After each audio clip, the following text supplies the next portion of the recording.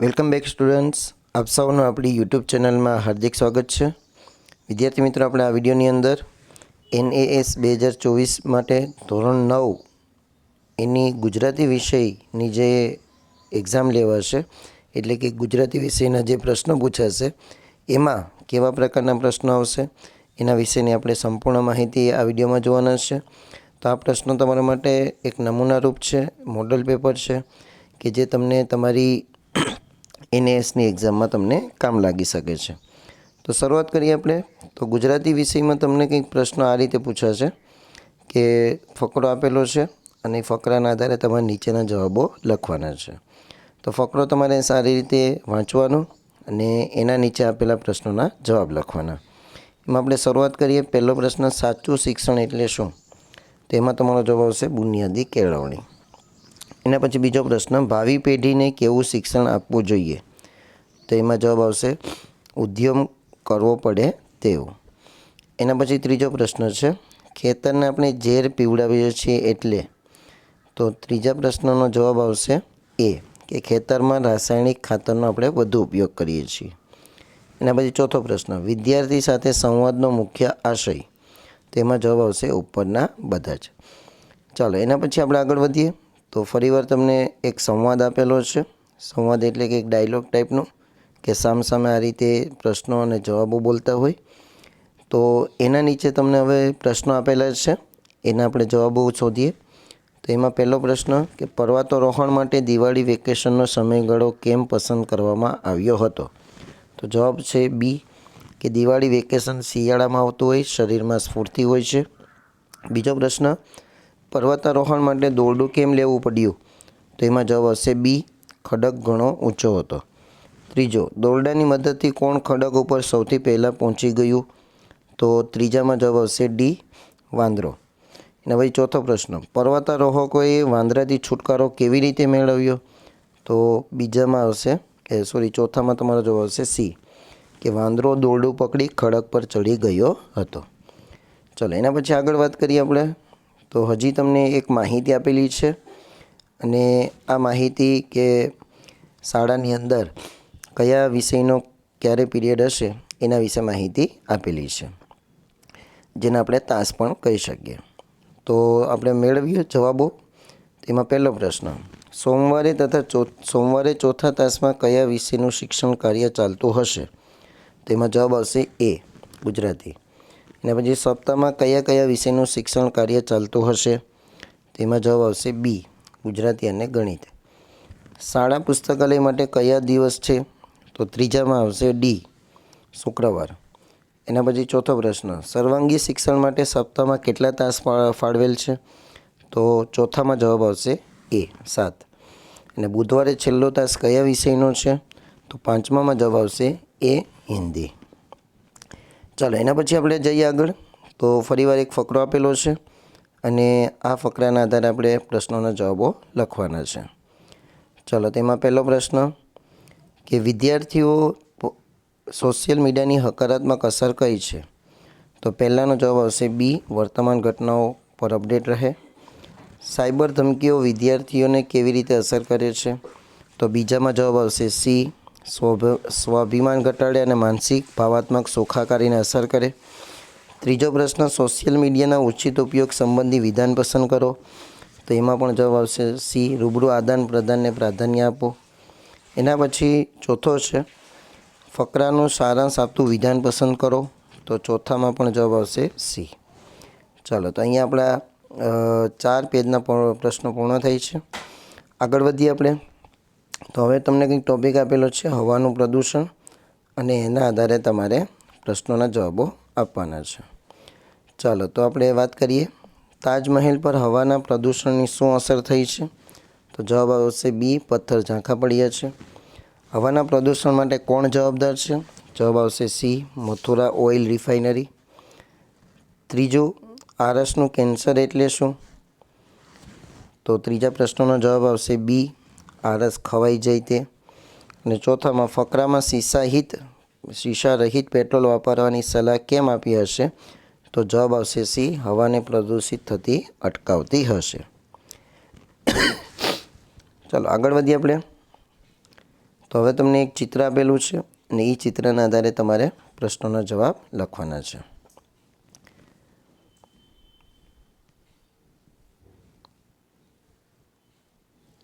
ચલો, પહેલો પ્રશ્ન છે, ડેન્ગ્યુ, મેલેરિયા અને ચિકનગુનિયા ખાલી જગ્યાથી ફેલાય છે. તો જવાબ આવશે બી, મચ્છર. હાથ પગ ખુલ્લા ન રાખવાનું શા માટે કહેવાયું છે? તો જવાબ આવશે બી, મચ્છર કરડે નહીં તે. પંપનો ઉપયોગ કરવાનું કેમ કહ્યું છે? તો ત્રીજામાં આવશે ડી, મચ્છરથી બચવા. ચોથો પ્રશ્ન, ડેન્ગ્યુના મચ્છર ખાલી જગ્યાએ ઈંડા મૂકી શકે? તો ચોથામાં તમારો જવાબ આવશે બી, પાણી ભરેલા કુંડામાં. અને પાંચમો પ્રશ્ન છે કે મચ્છરથી બચવા શું કરવું જોઈએ? તો પાંચમામાં જવાબ આવશે સી, મચ્છરદાનીનો ઉપયોગ કરવો જોઈએ. ચલો, એના પછી આગળ વાત કરીએ આપણે. તો અહીંયા તમને એક ફરીવાર બે વિદ્યાર્થીઓ વચ્ચેનો સંવાદ આપેલો છે ને એના આધારે પછી તમને પ્રશ્નના જવાબ આપેલા છે. ચાલો, તો એમાં પહેલો પ્રશ્ન, પુસ્તકો વાંચવાથી આપણને શામાં મદદ મળે છે? તો એમાં જવાબ આવશે ડી, 2, 3 અને 1, 3 અને 5. એના પછી આ લખાણ કયા મંતવ્યો દર્શાવે છે? તો બીજામાં આવશે બી, ટીવીની પુસ્તકો.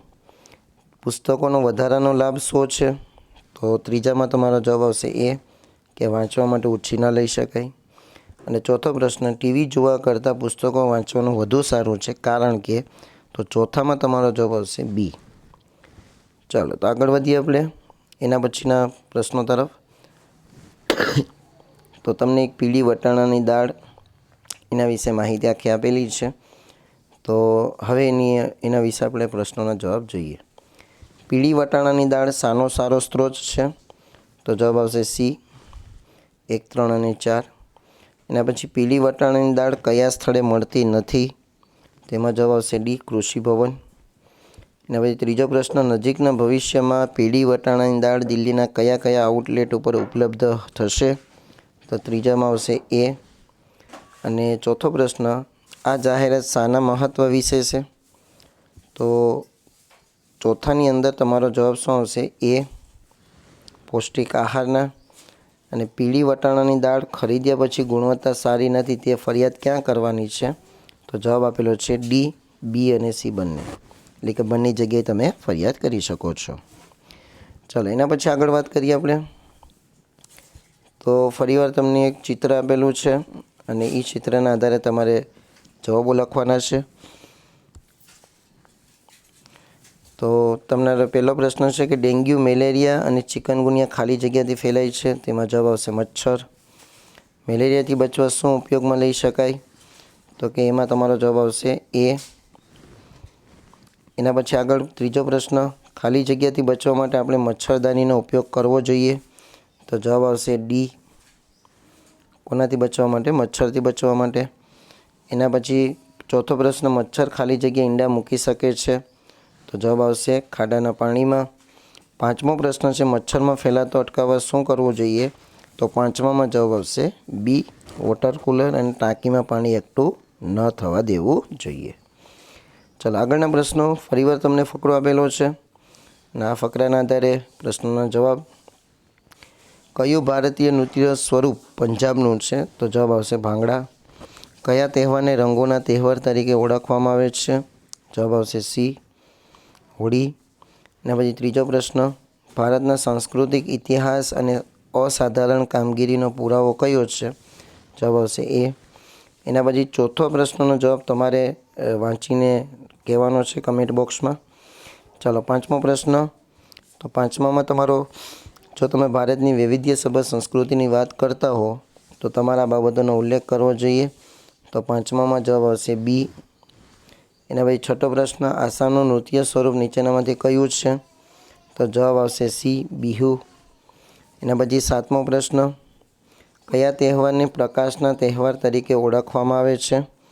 તો જવાબ આવશે બી, દિવાળી. એના પછી આઠમો પ્રશ્ન, નીચેનામાંથી કયું વાક્ય ફકરા મુજબ સાચું છે? તો જવાબ આવશે સી. એના પછી નવમો પ્રશ્ન, ભારતના સ્થાપત્યમાંથી અજાયબીનું ઉદાહરણ કયું છે? તો નવમામાં આવશે બી, તાજમહેલ. એના પછી 10મો પ્રશ્ન, વિવિધ રાજ્યોના જીવંત નૃત્ય સ્વરૂપો શાને ઉજાગર કરે છે? તો એમાં જવાબ આવશે સાંસ્કૃતિક ઇતિહાસને. ચલો, 11મો પ્રશ્ન, ભારતની સાંસ્કૃતિક વિવિધતા શેમાં પ્રતિબિંબિત થઈ છે? તો એમાં તમારો જવાબ આવશે બી, ભારતના તહેવારોમાં. કોણાર્કના સૂર્ય મંદિર માટે કયું વિધાન યોગ્ય છે? તો કે કોણાર્કનું સૂર્ય મંદિર તેની કોતરણી અને અસાધારણ કારીગરીનો પુરાવો છે. અને 13મો પ્રશ્ન, સમગ્રતયા ફકરાનો મુખ્ય વિચાર શું છે? તો કે દેશની સાંસ્કૃતિક એકતા વિશે. તો આજે આ વિડીયોમાં આપણે એટલું રાખીશું. આગળ પણ તમને હજુ ઘણા બધા પ્રશ્નો આપેલા છે, એના વિશે આપણે આગળનો એક વિડીયો બનાવીશું પાર્ટ 2, કે જેમાં તમને બધા પ્રશ્નોનો સમાવેશ થઈ શકે. આશા રાખીશ તમને વિડીયો પસંદ આવ્યો હશે. વિડીયો પસંદ આવ્યો હોય તો લાઈક કરો, શેર કરો અને ચેનલને સબસ્ક્રાઈબ કરો. Thank you very much.